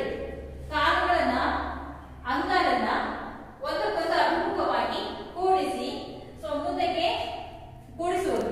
ಎರಡು ಕಾಲುಗಳನ್ನ ಮುಂದಕ್ಕೆ ಅಭಿಮುಖವಾಗಿ ಕೂಡಿಸುವುದು ಸ್ಥಿತಿ 2. ಭುಜ ನೇರವಾಗಿದೆ, ಶೋಲ್ಡರ್ ಯಾವಾಗಲೂ ನೇರವಾಗಿರಬೇಕು. ಇಲ್ಲೂ ಸಹ ಸಹಜ ಉಸಿರಾಟ ಕ್ರಿಯೆಯನ್ನ ಮಾಡಿ. ಇದು ಸ್ಥಿತಿ 2, ಬದ್ಧ ಕೋನಾಸನದ ಸ್ಥಿತಿ 2. ಓಕೆ, ಈಗ ಸ್ಥಿತಿ 3ಗೆ ಕಂಪ್ಲೀಟ್ ಆಗಿ ಕಾಲನ್ನ ಒಳಗೆ ತಗೋಬೇಕು. ಸ್ಟ್ರೈಟ್ ಆಗಿ ಮಾಡಿ ನೆಲಕ್ಕೆ ಮೊಣಕಾಲನ್ನ ಮುಟ್ಟಿಸ್ಲಿಕ್ಕೆ ಪ್ರಯತ್ನ ಮಾಡಿ. ಮೊಣಕಾಲನ್ನ ನೆಲಕ್ಕೆ ಮುಟ್ಟಿಸ್ಲಿಕ್ಕೆ ಪ್ರಯತ್ನಿಸಿ. ನೋಡಿ, ಮಗು ಮಾಡಿದರೆ ನೆಲಕ್ಕೆ ಮೊಣಕಾಲು ಮುಟ್ಟಿದೆ. ಕಾಲುಗಳನ್ನ ಕಂಪ್ಲೀಟ್ ಆಗಿ ಸ್ಟ್ರೈಟ್ ಆಗಿ ಎಳ್ಕೊಂಡಿದ್ದಾಳೆ ಒಳಗಡೆ. ಕೋನಾಕೃತಿಯಲ್ಲಿ ಅವಳು ಮಾಡಿದ್ದಾಳೆ. ಇದಕ್ಕೆ ಸ್ಥಿತಿ ಬದ್ಧ ಕೋನಾಸನ ಸ್ಥಿತಿ 3 ಅಂತ ನಾವು ಹೇಳ್ತೀವಿ. ಓಕೆ ಮಕ್ಕಳ, ಈಗ ಉಸಿರನ್ನ ತಗೊಳ್ತಾ ನಿಧಾನವಾಗಿ ಉಸಿರನ್ನ ತಗೊಳ್ತಾ ಕೈಗಳನ್ನ ಪಕ್ಕಕ್ಕೆ ಚಾಚಿ ಸ್ಥಿತಿ 4. ಇದು ಬದ್ಧ ಕೋನಾಸನದ ಸ್ಥಿತಿ 4. ಕೈಗಳು ನೇರವಾಗಿ ಭುಜದ ನೇರದಲ್ಲಿ ಚಾಚಿರಬೇಕು. ಸೊ ಬಾಡಿ ಅಂದ್ರೆ ದೇಹ ನೇರವಾಗಿರ್ಬೇಕು, ಮುಂದಕ್ಕೆ ಬಾಗಬೇಡಿ, ನೇರವಾಗಿಟ್ಕೊಡಿ. ಬದ್ಧ ಕೋನಾಸನದ ಸ್ಥಿತಿ 4. ಓಕೆ, ಈಗ ನಿಧಾನವಾಗಿ ಕೈಗಳಿಂದ ಎರಡು ಕೈಗಳನ್ನ ಮೇಲ್ಮುಖವಾಗಿ ತಂದು ನೀಟಾಗಿ ನಾವು ಹಸ್ತಗಳನ್ನ ಕೂಡಿಸೋಣ. ಇದು ಬದ್ಧ ಕೋನಾಸನದ ಸ್ಥಿತಿ 5. ಇಲ್ಲೂ ಸಹ ಸಹಜ ಉಸಿರಾಟ ಕ್ರಿಯೆಯನ್ನ ಮಾಡಿ. ಕೈಗಳನ್ನ ಪಕ್ಕದಿಂದ ನಿಧಾನವಾಗಿ ತಗೊಂಡೋಗಿ ಸೊ ನಾವು ಈ ರೀತಿಯಾಗಿ ಮಾಡೋದು ಬದ್ಧ ಕೋನಾಸನದ 5ನೇ ಸ್ಥಿತಿ. ಇಲ್ಲೂ ಸಹ ಸಹಜ ಉಸಿರಾಟ ಕ್ರಿಯೆಯನ್ನ ಮಾಡುವುದು. ಓಕೆ, ನಿಧಾನವಾಗಿ ಕೈಗಳನ್ನ ಬಿಡಿಸಿ ವಾಪಸ್ ಬನ್ನಿ ಮಕ್ಕಳ. ಕಾಲನ್ನ ನೇರ ಮಾಡಿ, ಒಂದೊಂದೇ ಕಾಲನ್ನ ತೆಗೆದು ನೇರ ಮಾಡಿ. ಓಕೆ, ಕೈಗಳನ್ನ ಹಿಂದೆ ಇಟ್ಟು ಸಹಜ ಉಸಿರಾಟ ಕ್ರಿಯೆಗೆ ಮರಳಿ. ಆರಾಮ್ಸೆ ಕೈಗಳನ್ನ ಹಿಂದೆ ಊರಿ ಸೊ ಸಹಜ ಉಸಿರಾಟವನ್ನ ಮಾಡಿ. ಇದು ಬದ್ಧ ಕೋನಾಸನ ಮಕ್ಕಳ. ಮುಂದಿನ ಒಂದು ಆಸನವನ್ನ ಈಗ ನೋಡೋಣ. ಓಕೆ ಮಕ್ಕಳ, ಈಗ ಕುಳಿತು ಮಾಡುವ ಆಸನದಲ್ಲಿ ಮತ್ತೊಂದು ಆಸನ ಗೋರಕ್ಷಾಸನ ಅಂತ ಇದು. ಸೊ ಈ ಆಸನವನ್ನ ಹೇಗ್ ಮಾಡೋದು? ನಾವೀಗಾಗಲೇ ನೋಡಿದ್ವಿ ಬದ್ಧ ಕೋನಾಸನ ಹೇಗ್ ಮಾಡಿದ್ಯಲ್ಲ ಅದೇ ರೀತಿಯಾಗಿ ಬರುತ್ತೆ ಗೋರಕ್ಷಾಸನ ಕೂಡ. ಸೊ ಇದನ್ನ ನಾವೀಗ ಮಾಡುವಂತ ಸ್ಥಿತಿ. ಇದು ಕುಳಿತು ಮಾಡುವ ಆಸನದ ಸ್ಥಿತಿ. ಸೊ ಇಲ್ಲಿಂದ 1 ಪೊಸಿಷನ್ಗೆ ಬನ್ನಿ. ನಿಧಾನವಾಗಿ ಉಸಿರನ್ನ ತಗೊಳ್ತಾ ಕಾಲುಗಳನ್ನ ಸೊ ಈ ರೀತಿಯಾಗಿ ಕೂಡಿಸಿ. 1 ಕೈಗಳನ್ನ ಪಕ್ಕಕ್ಕೆ ಚಾಚಿ. 2 ಉಸಿರನ್ನ ತಗೊಳ್ತಾ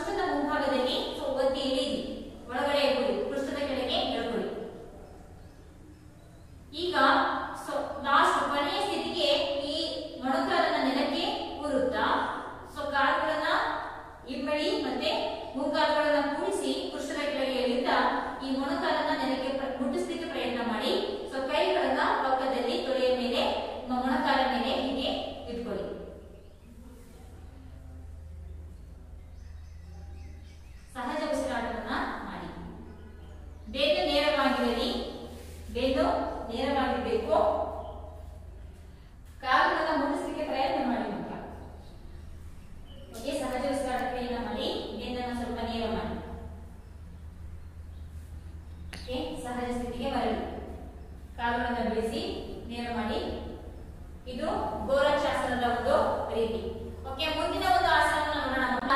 ಈಗ ಮುಂದಿನ ಒಂದು ಆಸನವನ್ನು ನೋಡೋಣ. ಇದು ಕುಳಿತು ಮಾಡುವ ಆಸನದ ಮತ್ತೊಂದು ಆಸನ ಕುಕ್ಕುಟಾಸನ ಅಂತ. ಈ ಕುಕ್ಕುಟ ಅಂದ್ರೆ ಕೋಳಿ ಅಂತ. ಅಂದ್ರೆ ಈ ಆಸನದ ಕೊನೆಯ ಸ್ಥಿತಿಗೆ ಕೋಳಿಯ ರೀತಿ ಕಾಣಿಸೋದ್ರಿಂದ ಇದಕ್ಕೆ ಕುಕ್ಕುಟಾಸನ ಅನ್ನುವಂತಹ ಹೆಸರು ಬಂದಿದೆ. ಪ್ರತಿಯೊಂದು ಆಸನಕ್ಕೂ ಕೂಡ ಅದರದ್ದೇ ಆದಂತಹ ಹೆಸರಿದೆ ಮಕ್ಕಳ. ಈ ಗೋಮುಖಾಸನ, ಗೋವಿನ ಮುಖವನ್ನ ಹೋಲೋದ್ರಿಂದ ಗೋಮುಖಾಸನ ಅಂತ ಕರೀತಾರೆ. ಗೋರಕ್ಷಾಸನ, ಗೋವಿಂದನಾಥರು ಅವರು ಗೋರಕ್ಷಾಸನದ ಮೂಲಕ ಫೇಮಸ್ ಆಗಿದ್ದು, ಅದಕ್ಕೆ ಅವರ ಹೆಸರನ್ನ ಇಡಲಾಗಿದೆ ಗೋರಕ್ಷಾಸನ ಅಂತ. ಈ ರೀತಿಯಾಗಿ ಗೋರಕ್ಷನಾಥ, ಗುರು ಗೋರಕ್ಷನಾಥ ಅಂತ ಹೆಸರು. ನೆಕ್ಸ್ಟ್ ಈಗ ಕುಕ್ಕುಟಾಸನ, ಇದು ಕೋಳಿಯ ರೂಪವನ್ನ ಹೋಲೋದ್ರಿಂದ, ಲಾಸ್ಟ್ ಕೊನೆಯ ಸ್ಥಿತಿಯಲ್ಲಿ ಕೋಳಿಯ ರೂಪವನ್ನ ಹೋಲೋದ್ರಿಂದ ಇದಕ್ಕೆ ಕುಕ್ಕುಟಾಸನ ಅಂತ ನಾವು ಕರಿತೀವಿ. ಇದನ್ನ ಹೇಗೆ ಮಾಡೋದು ನೋಡೋಣ. ಇದರ ಸಮಗ್ರ ಸ್ಥಿತಿಗೆ ಬನ್ನಿ. ಕಾಲುಗಳನ್ನು ನೇರ ಮಾಡಿ ಕುಳಿತುಕೊಳ್ಳಿ. ಇದು ಕುಕ್ಕುಟಾಸನದ ಮೂಲ ಸ್ಥಿತಿ. ಸಹಜ ಉಸಿರಾಟವನ್ನ ಮಾಡಿ, ಬೆನ್ನು ನೇರವಾಗಿರಲಿ, ದೃಷ್ಟಿ ಮುಂಭಾಗದಲ್ಲಿರಲಿ. ಓಕೆ, ಎರಡನೇ ಸ್ಥಿತಿಗೆ ಬಲಗಾಲನ ತೆಗೆದು ಎಡತೊಡೆಯ ಮೇಲೆ ಇಟ್ಕೊಳ್ಳಿ. ಹೀಗೆ ಬಲಗಾಲನ ತೆಗೆದು ಎಡತೊಡೆಯ ಮೇಲೆ ಇಟ್ಕೊಳ್ಳಿ. ಓಕೆ, ಸಹಜವಾಗಿ ಉಸಿರಾಡಿ. ಮೂರನೇ ಸ್ಥಿತಿಗೆ ಪದ್ಮಾಸನವನ್ನು ಹಾಕೊಳ್ಳಿ. ಓಕೆ, ಈ ಕಾಲನ್ನ ತೆಗೆದು ಪುನಃ ಈ ಕಾಲ ಮೇಲೆ ಇಟ್ಕೊಳ್ಳಿ. ಪದ್ಮಾಸನವನ್ನು ಹಾಕಿ ನಾವು ಧ್ಯಾನವನ್ನು ಸಹ ಮಾಡಬಹುದು. ಚೆನ್ನಾಗಿ ಉಸಿರಾಡೋದ್ರಿಂದ, ಸಹಜವಾಗಿ ಉಸಿರಾಡೋದ್ರಿಂದ ನಮಗೆ ಬೇರೆ ಬೇರೆ ಸಮಸ್ಯೆಗಳಿಂದ ನಾವು ಮುಕ್ತಿಯನ್ನ ಪಡೆಯಬಹುದು. ಇದು ಉತ್ತಮವಾದಂತಹ ಧ್ಯಾನಕ್ಕೆ ಉತ್ತಮವಾದಂತಹ ಆಸನ ಅಂತ ನಾವು ಹೇಳ್ಬೋದು. ಓಕೆ, ಈಗ ಪದ್ಮಾಸನವನ್ನ ಹಾಕಿ ಆಯ್ತು. ನಾವೀಗ ನಾಲ್ಕನೇ ಒಂದು ಸ್ಥಿತಿಗೆ ಈ ಎರಡು ಕೈಗಳಿಂದ ಕೈಗಳ ಸಂದಿನಲ್ಲಿ, ಕಾಲುಗಳ ಸಂದಿನಲ್ಲಿ ಕೈಗಳನ್ನ ನೆಲಕ್ಕೆ ಮೂಡಬೇಕು. ಹೀಗೆ ಉಟ್ಕೋಬೇಕು. ಅರ್ಥ ಆಯ್ತಲ್ವಾ ಮಕ್ಕಳ? ಅದು ಗೋರಕ್ಷಾಸನ, ಕುಕ್ಕುಟಾಸನದ ನಾಲ್ಕನೇ ಸ್ಥಿತಿ. ಒಳಗಡೆ ಇಟ್ಕೊಳ್ಳಿ ಮಕ್ಕಳ ಕೈಗಳು. ಓಕೆ, ಈಗ ಕೊನೆಯ ಸ್ಥಿತಿ, ಕೈಗಳ ಮೇಲೆ ಪ್ರೆಷರ್ ಅನ್ನು ಹಾಕಿ, ಒತ್ತಡವನ್ನು ಹಾಕಿ ಬಾಡಿಯನ್ನ ಲಿಫ್ಟ್ ಮಾಡಬೇಕು. Very good. ನೋಡಿ ಮಕ್ಕಳ, ಇಲ್ಲಿ ಇವಳು ಮಾಡಿದಾಳೆ. ಈ ರೀತಿಯಾಗಿ ಬಾಡಿಯನ್ನ ಲಿಫ್ಟ್ ಮಾಡಬೇಕು. ನೋಡಿ, ಕೋಳಿಯ ರೂಪವನ್ನ ಹೋಲೋದ್ರಿಂದ ಇದಕ್ಕೆ ಕುಕ್ಕುಟಾಸನ ಅನ್ನೋ ಹೆಸರು ಬಂದಿದೆ. ಒಂದು 2 ಸೆಕೆಂಡ್ 3 ಸೆಕೆಂಡ್ ಸಮಗ್ರ ಸ್ಥಿತಿಯಲ್ಲಿ ಇರಬೇಕು. ಹೀಗೇನೆ ನೆಕ್ಸ್ಟ್ ರಿಲ್ಯಾಕ್ಸ್ ಆಗಿ ನಿಧಾನವಾಗಿ ಕಾಲು ಒಂದೊಂದೇ ಬಿಡಿಸಿ, ನಿಧಾನವಾಗಿ ಕಾಲುಗಳನ್ನ ಬಿಡಿಸಿ. ಓಕೆ, ಇದು ಕುಕ್ಕುಟಾಸನದ ಒಂದು ರೀತಿ. ಈಗ ಮುಂದಿನ ಒಂದು ಆಸನವನ್ನ ನೋಡ್ತಾ ಹೋಗೋಣ. ಓಕೆ ಮಕ್ಕಳ, ಈಗ ಕುಳಿತು ಮಾಡುವ ಆಸನದ ಮತ್ತೊಂದು ಆಸನ ಕೂರ್ಮಾಸನ ಅಂತ. ಕೂರ್ಮಾಸನ ಅಂತಂದ್ರೆ ಆಮೆಯ ತರ ಈ ಆಸನ, ಆಮೆಯ ಹೋಲಿಕೆಯನ್ನ ಈ ಆಸನ ಕೊನೆಯ ಸ್ಥಿತಿಯಲ್ಲಿ ಹೋಲೋದ್ರಿಂದ ಇದಕ್ಕೆ ಕೂರ್ಮಾಸನ ಅಂತ ಹೆಸರನ್ನ ನೀಡಲಾಗಿದೆ. ಕೂರ್ಮ ಅಂದ್ರೆ ಆಮೆ. ಓಕೆನಾ? ಈಗ ಇದನ್ನ ಹೇಗೆ ಮಾಡೋದು ನೋಡೋಣ. ಮೊದಲು ಸಮತಲ ಸ್ಥಿತಿ, ಕಾಲುಗಳನ್ನ ನೇರ ಮಾಡಿ ಸ್ಟ್ರೈಟ್ ಆಗಿ ನೇರವಾಗಿ ಕೂತ್ಕೊಳ್ಳಿ. ಸಹಜ ಉಸಿರಾಟ ಕ್ರಿಯೆಯನ್ನ ಮಾಡಿ. ಓಕೆ, ಎರಡನೇ ಸ್ಥಿತಿಗೆ ಸ್ವಲ್ಪ ಕಾಲನ್ನ ಹೀಗೆ ನಿಮ್ಮ ಶೋಲ್ಡರ್ ಲೆವೆಲ್ ಅಲ್ಲಿ, ನಿಮ್ಮ ಮುಂಭಾಗದಲ್ಲಿ ಸ್ವಲ್ಪ ಕೋಲದ ರೀತಿಯಲ್ಲಿ ಅಗಲಿಸಿ. ಸ್ಥಿತಿ 2 ಸಹಜ ಉಸಿರಾಟವನ್ನ ಮಾಡಿ. ಸ್ಥಿತಿ 3ಕ್ಕೆ, ಓಕೆ, ಸ್ಥಿತಿ 3ಕ್ಕೆ ಕೈಗಳನ್ನ ಹಿಂದೆ ಹಾಕಿ, ಇನ್ನು ಸ್ವಲ್ಪ ಹೆಚ್ಚಾಗಿ ಕಾಲುಗಳನ್ನ ಪಕ್ಕಕ್ಕೆ ಇಟ್ಕೊಳ್ಳಿ. ಕೈಗಳನ್ನ ಹಿಂದೆ ಹಾಕಿ, ಕೈಗಳು ಹಸ್ತಗಳು ನೆಲಕ್ಕೆ ಅಭಿಮುಖವಾಗಿರಲಿ, ನೆಲಕ್ಕೆ ಮುಖವಾಗಿರಲಿ. ಅವು ಹಿಂದೆ ಹಾಕಬೇಕು. ಹಿಂದೆ ಹಾಕಿ ನೆಕ್ಸ್ಟ್ ಲಾಸ್ಟ್ ಕೊನೆಯ ಸ್ಥಿತಿಯಲ್ಲಿ ಹೀಗೆ ಮುಂದಕ್ಕೆ ಬಾಗಿ ಆಮೆಯ ರೀತಿ ನೀವು ಮಾಡಬೇಕು. ಈ ಮಗು ಮಾಡಿದೆ ನೋಡಿ, ಕಾಲುಗಳು ನೇರವಾಗಿರ್ಬೇಕು ಮಕ್ಕಳ. ಕಾಲು ಲಿಫ್ಟ್ ಆಗಿದೆ ಸ್ವಲ್ಪ. ಇದು ಇಲ್ಲಿ ಕೈಗಳನ್ನ ಈ ರೀತಿಯಾಗಿ ಕಾಲುಗಳ ಹಿಂದೆ ಹೀಗೆ ಇಟ್ಕೋಬೇಕು. ಹೀಗೆ ಮುಂದಕ್ಕೆ ಬಾಗಬೇಕು. ಅದಕ್ಕೆ ಕೂರ್ಮಾಸನ ಅಂತ ನಾವು ಕರಿತೀವಿ. ಇದು ಆಮೆಯ ರೀತಿಯ ಹೋಲಿಕೆಯನ್ನ ಹೊಂದೋದ್ರಿಂದ ಇದಕ್ಕೆ ಕೂರ್ಮಾಸನ ಅಂತ ನಾವು ಕರಿತೀವಿ. ಸಹಜವಾಗಿ ಬನ್ನಿ, ಸಹಜತೆಗೆ ಬನ್ನಿ. ಓಕೆ, ಈಗ ಇದಿಷ್ಟು ಕುಳಿತು ಮಾಡುವ ಆಸನ ಆಯ್ತು ಮಕ್ಕಳ. ಈಗ ನೆಕ್ಸ್ಟ್ ಮಲಗಿ ಮಾಡುವ ಆಸನಗಳನ್ನ ನಾವೀಗ ನೋಡ್ತಾ ಹೋಗೋಣ. ಓಕೆ, ಮಲಗಿ ಮಾಡುವ ಆಸನದಲ್ಲಿ ಎರಡನೇ ಒಂದು ಆಸನ ಹಲಾಸನ ಮಕ್ಕಳ. ಇದನ್ನ ಹೇಗ್ ಮಾಡೋದು ನೋಡೋಣ. ಈಗ ಇದು ಅಷ್ಟೇನೆ, ಕಾಲನ್ನ ನೇರ ಮಾಡಿ ಕೂತ್ಕೊಳ್ಳಿ. ಸಮತಲ ಸ್ಥಿತಿಗೆ ಬನ್ನಿ. ಓಕೆ, ಈಗ ಕೈಯನ್ನು ಸಪೋರ್ಟ್ ಕಾಡಿಗೆ ಮಲ್ಕೊಳ್ಳಿ ಮಕ್ಕಳ. ಸ್ಥಿತಿ 2. ಇನ್ನು ಸ್ವಲ್ಪ ಮುಂದೆ ಬರಬೇಕು. ಓಕೆ, ಸ್ಥಿತಿ 2. ಈಗ ಸ್ಥಿತಿ 3ಕ್ಕೆ ಕಾಲನ್ನು ಸ್ವಲ್ಪ ಲಿಫ್ಟ್ ಮಾಡಿ 90 ಡಿಗ್ರಿ ನೇರ ಮಾಡಿ. ಓಕೆ, ಈಗ ಫುಲ್ಲು ಹಿಂದೆ ತಗೊಂಡೋಗಿ ಕಾಲನ್ನ ಕೈ ಸಪೋರ್ಟ್ ತಗೊಳ್ಳಿ. ಕಂಪ್ಲೀಟ್ ಆಗಿ ರೇಚಕವನ್ನ ಮಾಡಿ ಹೊರಹಾಕಿ ಉಸಿರನ್ನ ಈ ರೀತಿಯಾಗಿ ಹಲಾಸನವನ್ನ ಮಾಡುವಂಥದ್ದು. ಇದು ಸಹ ಅಭ್ಯಾಸದಿಂದ ಬರುವಂತಹ ಆಸನ. ಸೊ ಇದು ಬಹಳ ಉಪಯುಕ್ತವಾದಂತಹ ಆಸನ ಅಂತ ನಾವು ಹೇಳ್ಬೋದು. ಸಹಜವಾಗಿ ಉಸಿರಾಡಿ. ಓಕೆ, ನಿಧಾನವಾಗಿ ಸ್ಥಿತಿಗೆ ಬನ್ನಿ. ಒಂದೊಂದೇ ಕಾಲನ್ನ ತೆಗೀರಿ. ನಿಧಾನವಾಗಿ ಕಾಲನ್ನ ನೇರ ಮಾಡಿ, ಎರಡು ಕಾಲನ್ನ ನೇರ ಮಾಡಿ, ನೇರ ಮಾಡಿ. ಓಕೆ, ಕೈಗಳನ್ನ ಮೇಲ್ಮುಖವಾಗಿ ಮಾಡಿ, ಹಸ್ತಗಳನ್ನ ಮೇಲ್ಮುಖವಾಗಿ ಮಾಡಿ, ಕಾಲ ನೇರ ಮಾಡಬೇಕು. ಓಕೆ, ಉಸಿರನ್ನ ಬಿಗಿಬೇಡಿ. ಇದು ಹಲಾಸನ. ಓಕೆ ಮಕ್ಕಳ, ಈಗ ಮತ್ತೊಂದು ಮುಂದಿನ ಆಸನ ಕೂತ್ಕೊಳ್ಳಿ. ಈಗ ಪಾದ ಹಲಾಸನ. ಓಕೆ ಮಕ್ಕಳ, ಈಗ ನಾವು ಮಲಗಿ ಮಾಡುವ ಆಸನದ ಮತ್ತೊಂದು ಆಸನವನ್ನು ನೋಡೋಣ. ಏಕೈಕ ಪಾದ ಹಲಾಸನ ಅಂತ ನೋಡಿದ್ದು. ಹಲಾಸನದ ರೀತಿಯಲ್ಲೇ ಮಾಡೋದು. ಒಂದು ಕಾಲು ಮೇಲೆ ಮತ್ತೆ ಇನ್ನೊಂದು ಕಾಲು ಕೆಳಗಡೆ ಇರುತ್ತೆ. ಇದು ಸಹ ಎರಡು ಕಾಲಿಂದ ನಾವು ಮಾಡಬಹುದು. ಓಕೆ, ಇದು ಸಮತಲ ಸ್ಥಿತಿ. ಎರಡು ಕಾಲುಗಳನ್ನ ನೇರ ಮಾಡಿ ಸಹಜ ಉಸಿರಾಟ ಕ್ರಿಯೆಯನ್ನ ಮಾಡಿ ಮಕ್ಕಳ. ಓಕೆ, ಈಗ ಸ್ಥಿತಿ 2. ನಿಧಾನವಾಗಿ ಮೊಣಕೈಯನ್ನ ಉಳ್ಕೊಂಡು ಹಿಂದೆ ಮಲ್ಕೊಳ್ಳಿ. ಕೈ ಸಪೋರ್ಟ್ ತಗೊಳ್ಳಿ, ಹಿಂದೆ ಮಲಗಿ ಸಹಜವಾಗಿ ಉಸಿರಾಟ ಕ್ರಿಯೆಯನ್ನ ಮಾಡಿ. ಓಕೆ, ಸ್ಥಿತಿ 3. ಕಾಲುಗಳನ್ನ ಲಿಫ್ಟ್ ಮಾಡಿ 90 ಡಿಗ್ರಿಗೆ ತಗೊಂಡ್ಬನ್ನಿ. 90 ಡಿಗ್ರಿ.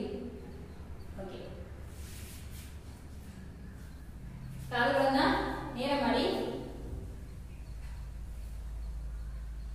ಓಕೆ, ಇದು ಸ್ಥಿತಿ 3.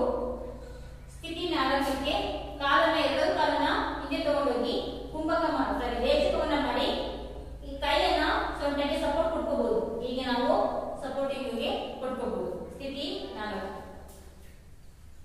ಕಾಲುಗಳನ್ನ ಸ್ವಲ್ಪ ನೇರ ಮಾಡ್ಕೊಳ್ತಾರೆ ಹಿಂದೆ, ಕೈಗಳನ್ನ ಸೊಂಟಕ್ಕೆ ಸಪೋರ್ಟಿವ್ ಆಗಿ ಇಟ್ಕೊಳ್ಳಿ. ಕುಂಭಕ ಮಾಡಿ. ಕುಂಭಕ ಇಲ್ಲಿ ಉಸಿರು ಹೋಲ್ಡ್ ಆಗುತ್ತೆ, ಆಗ ತಂತಾನೆ ಆಗುತ್ತೆ ಅದು. ಓಕೆ, ಈಗ ಬಲಗಾಲನ್ನ ಮೇಲಕ್ಕೆ ಲಿಫ್ಟ್ ಮಾಡಿ ಮಕ್ಕಳ. 90 ಡಿಗ್ರಿಗೆ ತಗೊಂಡ್ಬನ್ನಿ. ಇಲ್ಲಿ ನೋಡಿ, ಇಲ್ಲಿ ಗಮನಿಸಿ, ಏಕೈಕ ಪಾದ ಹಲಾಸನಕ್ಕೆ ಒಂದು ಕಾಲು ನೇರವಾಗಿರುತ್ತೆ, ಮತ್ತೊಂದು ಕಾಲು ನೆಲಕ್ಕೆ ಟಚ್ ಆಗಿರುತ್ತೆ. ಇದಕ್ಕೆ ನಾವು ಹೇಳುವಂಥದ್ದು ಏಕೈಕ ಪಾದ ಹಲಾಸನ ಅಂತ.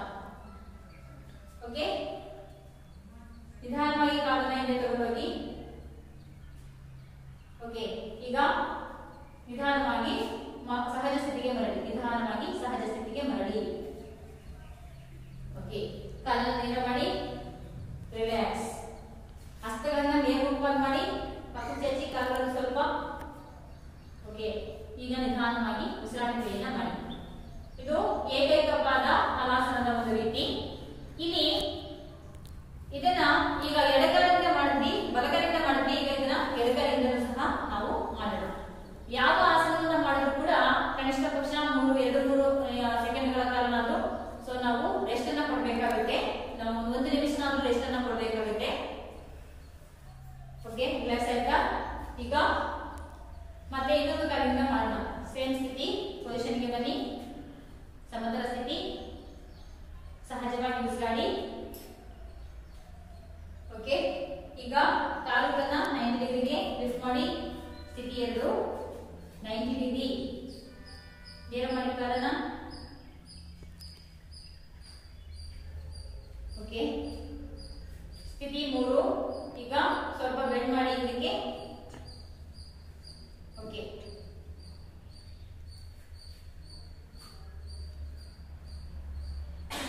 ಈಗ ಎಡಗಾಲನ್ನ ಮೇಲೆ ತಗೊಂಡು ಪೊಸಿಷನ್, ಲಾಸ್ಟ್ ಪೊಸಿಷನ್. ಸೊ ಎಡಗಾಲನ್ನ ಲಿಫ್ಟ್ ಮಾಡುವಂಥದ್ದು. ಬಲಗಾಲ ಅಲ್ಲೇ ಇರುತ್ತೆ. ಇಲ್ಲಿ ಎರಡು ಸೈಡಿಂದ ನಾವು ಮಾಡಬಹುದು. ಸ್ಟ್ರೈಟ್ ಮಾಡಿ, ಕಾಲನ್ನ ನೇರ ಮಾಡಿ. ಇದು ಅಷ್ಟೇನೆ, ನೀವು ಮಾಡ್ತಾ ಮಾಡ್ತಾ ಬರುವಂಥದ್ದು. ಓಕೆ, ಸಹಜ ಸ್ಥಿತಿಗೆ ಮರಳಿ. ಕಾಲನ್ನ ಇಲ್ಲಿ ತಗೊಂಡೋಗಿ ವಾಪಸ್ಸು. ಓಕೆ, ಸಹಜ ಸ್ಥಿತಿಗೆ ಬನ್ನಿ.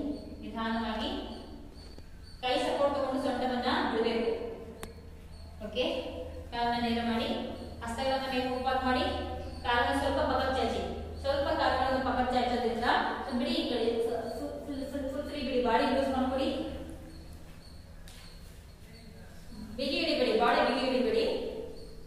ಇದು ಹಲಾಸನದ ಒಂದು ಸ್ಥಿತಿ, ಎರಡು ಸೈಡ್ ಹಲಾಸನವನ್ನ ಮಾಡುವಂಥದ್ದು. ಓಕೆ ಮಕ್ಕಳ, ಈಗ ಮತ್ತೆ ಮುಂದಿನ ಒಂದು ಆಸನವನ್ನ ನೋಡೋಣ. ಓಕೆ ಮಕ್ಕಳ, ಈಗ ಮನೆಗೆ ಮಾಡಿದಂತಹ ಆಸನದಲ್ಲಿ ಮತ್ತೊಂದು ಆಸನ ನಾವಾಸನ ಅಂತ ಅಂದ್ಬಿಟ್ಟು. ನಾವೆ ಅಂದ್ರೆ ನೌಕೆ ಅಂದ್ರೆ ದೋಣಿ ಅಂತ. ಇದು ಬೋಟ್ ತರನೇ ಅಂದ್ರೆ ಲಾಸ್ಟ್ ಸ್ಥಿತಿಯಲ್ಲಿ, ಕೊನೆಯ ಸ್ಥಿತಿಯಲ್ಲಿ ದೋಣಿಯನ್ನ ಹೋಲುವುದರಿಂದ ಈ ಆಸನಕ್ಕೆ ನಾವಾಸನ ಅನ್ನುವಂತಹ ಹೆಸರು ಬಂದಿದೆ. ಓಕೆ, ಇದನ್ನ ಹೇಗೆ ಮಾಡೋದು ನೋಡೋಣ. ಸೇಮ್ ಸಮತಲ ಸ್ಥಿತಿ. ಸೊ ಕಾಲುಗಳನ್ನು ನೇರ ಮಾಡಿ, ಸಹಜ ಉಸಿರಾಟ ಕ್ರಿಯೆಯನ್ನ ಮಾಡಿ, ಕೈಗಳು ಪಕ್ಕಕ್ಕಿರಲಿ. ಇದು ಸ್ಥಿತಿ 1. ನಿಧಾನವಾಗಿ ಉಸಿರಾಡ್ತಾ ಕೈಗಳನ್ನ ಸಪೋರ್ಟ್ ತಗೊಳ್ತಾ, ಮೊಂಕೈ ಸಪೋರ್ಟ್ ತಗೊಳ್ತಾ ಹಿಂದೆ ಮಲಗಿ, ಹಿಂದೆ ಮಲಗಿ ಮಕ್ಕಳ, ಮಲ್ಕೊಳ್ಳಿ, ಹಿಂದೆ ಕಂಪ್ಯೂಟರ್ ಮಲ್ಕೊಳ್ಳಿ. ಸ್ಥಿತಿ 2. ಸಹಜ ಉಸಿರಾಟವನ್ನ ಮಾಡಿ. ಸ್ಥಿತಿ 3. ಕಾಲುಗಳನ್ನ ಸ್ವಲ್ಪ ಲಿಫ್ಟ್ ಮಾಡ್ಕೊಳ್ಳಿ. ಓಕೆ, ಸೈಮಲ್ಟೇನಿಯಸ್ಲಿ ತಲೆಯನ್ನು ಕೂಡ ಲಿಫ್ಟ್ ಮಾಡಿ. 3 ಕೌಂಟಿಗೆ ಸಹ ಮಾಡಬಹುದು, 4 ಕೌಂಟಿಗೆ ಸಹ ಮಾಡಬಹುದು. ಕಾಲು ಮತ್ತೆ ತಲೆ ಎರಡು ಕೂಡ ದೋಣಿಯ ರೂಪದಲ್ಲಿ ಇದು ಬರಬೇಕು. ಹಾಗಾಗಿ ಇದಕ್ಕೆ ನಾಮಾಸನ ಅಂತ ಅಂದ್ಬಿಟ್ಟು ಕರೀತಾರೆ. ಸೊ ಕುಳಿತುಕೊಳ್ಳಿ, ಕುಳಿತುಕೊಂಡು ಮಾಡ್ಲಿಕ್ಕೆ ಈಸಿ ಆದ್ರೆ ಕುಳಿತುಕೊಂಡೇ ಮಾಡಬಹುದು. ಅರ್ಥ ಆಯ್ತಲ್ವಾ? ಕಾಲು ಮತ್ತೆ ತಲೆ ಎರಡು ಕೂಡ ಈ ಶೇಪ್ ಅಲ್ಲೇ ಇರಬೇಕು. ಇದಕ್ಕೆ ಇದನ್ನ ನಾಮಾಸನ ಅಂತ ಕರಿತೀವಿ. ಕೈಗಳನ್ನ ಇಟ್ಕೋಬಾರ್ದು, ಕಾಲನ್ನ ಇಟ್ಕೋಬಾರ್ದು. ಸೊ ಹೀಗೆ ಇರಬೇಕು. Okay, relax.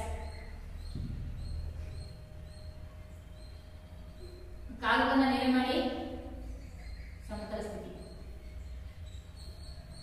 ಓಕೆ ಮಕ್ಕಳ, ಇದು ಕುಳಿತು ಮಾಡುವ ಆಸನ. ಮಲಗಿ ಮಾಡುವ ಆಸನ ಅಂತ ಮಾಡ್ಕೋಬಹುದು, ಇಲ್ಲ ಕುಳಿತು ಮಾಡಿ ಬೇಕಾದ್ರೆ ಇದನ್ನ ಮಾಡಬಹುದು. ಓಕೆ, ಮುಂದಿನ ಒಂದು ಆಸನ ಚಕ್ರಾಸನ. ಸೊ ಇದನ್ನ ನಾವೀಗ ಹೇಗ್ ಮಾಡೋದು ಅಂತ ನೋಡೋಣ. ಓಕೆ, ಮಲಗಿ ಮಾಡುವ ಆಸನದಲ್ಲಿ ಒಂದು ಕೊನೆಯ ಆಸನ ಮಕ್ಕಳ ಚಕ್ರಾಸನ ಅಂತಂದ್ಬಿಟ್ಟು. ಇದು ಚಕ್ರವನ್ನ ಹೋಲಿಕೆ, ಕೊನೆಯ ಸ್ಥಿತಿಯಲ್ಲಿ ಚಕ್ರವನ್ನ ಹೋಲೋದ್ರಿಂದ ಈ ಆಸನಕ್ಕೆ ಚಕ್ರಾಸನ ಅನ್ನುವಂತ ಹೆಸರು ಬಂದಿದೆ. ಸೊ ಇದನ್ನ ಹೇಗ್ ಮಾಡೋದು ನೋಡೋಣ. ಫಸ್ಟ್ ಸಮತಲ ಸ್ಥಿತಿ, ಕಾಲುಗಳನ್ನ ನೇರ ಮಾಡಿ ಕೂತ್ಕೊಂಡಿದ್ದಾರೆ. ಸೊ ಮೊಣಕೈಯನ್ನು ಊರಿ ಹಿಂದೆ ಮಲ್ಕೊಳ್ಳಿ. ಸ್ಥಿತಿ 2. ಸಹಜ ಉಸಿರಾಟವನ್ನ ಮಾಡಿ. ಓಕೆ, ಕಾಲುಗಳನ್ನ ನಿಧಾನವಾಗಿ ಒಂದೊಂದೇ ಕಾಲುಗಳನ್ನ ಪಕ್ಕಕ್ಕೆ ಇಟ್ಕೊಳ್ಳಿ, ಪೃಷ್ಠದ ಕೆಳಗೆ ಇಟ್ಕೊಳ್ಳಿ. ಇಲ್ಲೂ ಸಹ ಸಹಜ ಉಸಿರಾಟ ಕ್ರಿಯೆಯನ್ನ ಮಾಡಬೇಕು. ಕೈಗಳು ಅಲ್ಲೇ ಇರಲಿ. ಇದು ಸ್ಥಿತಿ 3. ಸ್ಥಿತಿ 4ಕ್ಕೆ ಕೈಗಳನ್ನ ಹಿಂದೆ ಇಟ್ಕೊಳ್ಳಿ, ಉಲ್ಟಾ ಅಂದ್ರೆ ನೆಲಕ್ಕೆ ಅಭಿಮುಖವಾಗಿ ಕೈಗಳನ್ನ ಇಟ್ಕೋಬೇಕು. ಲಾಸ್ಟ್ ಸ್ಥಿತಿ, ಈಗ ಬಾಡಿಯನ್ನ ಲಿಫ್ಟ್ ಮಾಡಬೇಕು. ಓಕೆ, ಸೊ ನಿಧಾನವಾಗಿ ಬಾಡಿಯನ್ನ ಈ ತರ ಚಕ್ರದ ರೀತಿಯಲ್ಲಿ ಲಿಫ್ಟ್ ಮಾಡೋದು. ಕೈಗಳನ್ನ ಹಿಂದೆ ತಗೊಂಡ್ಬರ್ಕೋ, ಸ್ವಲ್ಪ ಕೈಗಳನ್ನ ಹಿಂದೆ ತಗೊಂಡು ಹಿಂದೆ.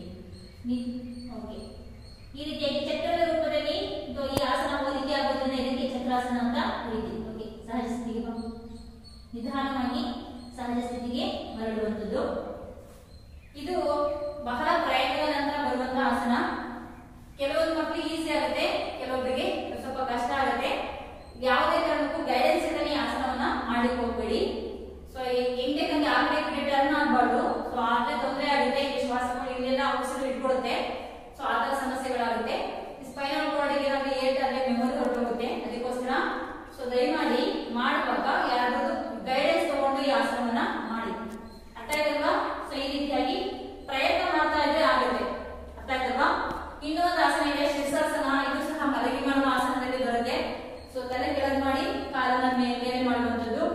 ಸೊ ಇದು ಸಹ ಅಭ್ಯಾಸದಿಂದ ಬರುತ್ತೆ. ಮನೆಯಲ್ಲಿ ನೀವುಗಳು ಈ ಮೂಲೆ ಇರ್ತದಲ್ಲ ಕಾರ್ನರ್ ಅಲ್ಲಿ ಸಹ ಮಾಡಿ ಅಭ್ಯಾಸ ಮಾಡ್ಕೋಬಹುದು. ಸೊ ತಲೆಯನ್ನ ಈ ರೀತಿಯಾಗಿ ಇಟ್ಕೊಂಡ್ಬಿಟ್ಟು ಕಾಲನ್ನ ನೇರ ಮಾಡೋದು. ಸೊ ಇದು ಸಹ ಜ್ಞಾಪಕ ಶಕ್ತಿಗೆ, ಮಕ್ಕಳಲ್ಲಿ ಏಕಾಗ್ರತೆಗೆ ತುಂಬಾ ಉಪಯುಕ್ತವಾದ ಆಸನ ಮತ್ತೆ ಮೆಮೊರಿಯನ್ನ ಜಾಸ್ತಿ ಮಾಡುತ್ತೆ ಇದು. ಇಂತಹ ಆಸನವನ್ನ ಕಲ್ತ್ಕೋಬೇಕು, ಅಭ್ಯಾಸ ಮಾಡಬೇಕು. ಸೊ ಇದಿಷ್ಟು ಕೂಡ ಮಲಗಿ ಮಾಡುವ ಆಸನಗಳು.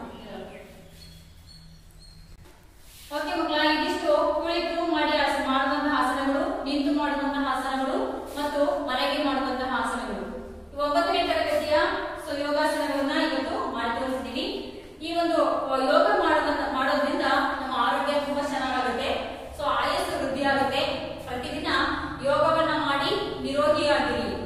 ಹೆಚ್ಚಿನ ಒಂದು ಏನು ಸಮಯ ನೀವು ಲೈಫ್ ಲೀಡ್ ಮಾಡಬಹುದು. ಯಾವುದೇ